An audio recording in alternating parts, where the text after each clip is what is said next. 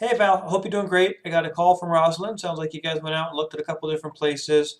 I've gone ahead and put some numbers together for you to show what financing would look like on each of those scenarios. One was 575 and the other was 449, as well as trying to retain your current condo as a rental.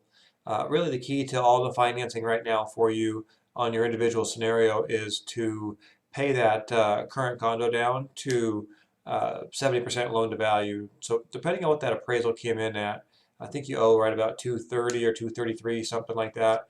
So that 70% loan to value, you need an appraisal at about 320 or 318, I think. So depending on where the appraisal's at, or you could do principal reduction. So if your appraisal came in at 300, you'd have to pay down to be at 70% loan to value. But the importance of doing that is that you can use the rents from the condo to offset that payment, and then all you're doing is qualifying for the new purchase on its own. So that's definitely, in my opinion, the best way to structure this, rather than doing a line of credit on the current condo, because that screws up the LTVs. It adds an additional liability to your ratios. If you could do a gift to come up with the down payment on the new purchase slash pay down the principal, just kind of moving those parts around to make this work. So let me just go over the numbers for you here on what the new purchase would look like, keeping in mind this is assuming paying down the principal on the current condo to be 70% and use those rents. And then each of these other scenarios would definitely be doable. So the 575 at the higher price point,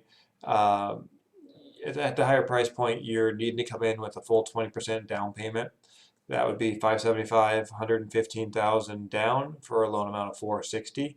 And based on your scenario with credit and ratios and everything, looking at right about 4.25 on a 30-year fix with no points. The payment on that would be 2262 principal and interest plus taxes of 367 a month, and estimating home insurance right about $83 a month. So the total mortgage payment would be 2713. And then a breakdown of closing costs. You got no points on the no origination, no discount on that 4.25 rate. And then standard third-party stuff, title escrow appraisal, the bank does a processing fee. So total closing costs right about $36.94. And then your prepaid items for taxes and insurance. So 6 months of property taxes, a year's worth of premium, plus a couple of months, and then a few days of interest. So right about 4,000, 4,100 in prepaids for your escrow account. So that'll be down payment, closing costs, prepaids.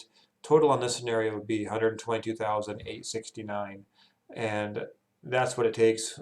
Assuming the condo's going to be 70% and use those rents, you can qualify with your current income on that 575 as long as we're doing 20% down.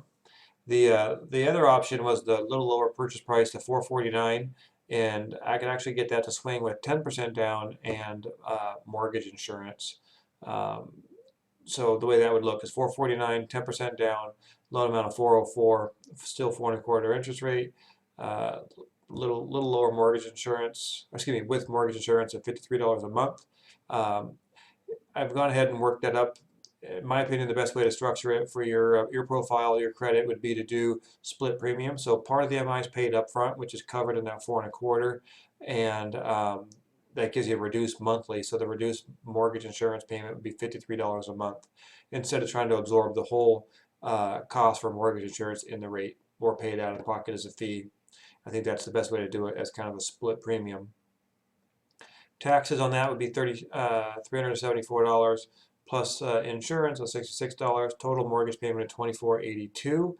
Closing costs, no points, no origination, no discount. Title escrow appraisal, and right about 3,600 in closing, plus our prepaid items of 3,800 for insurance and taxes.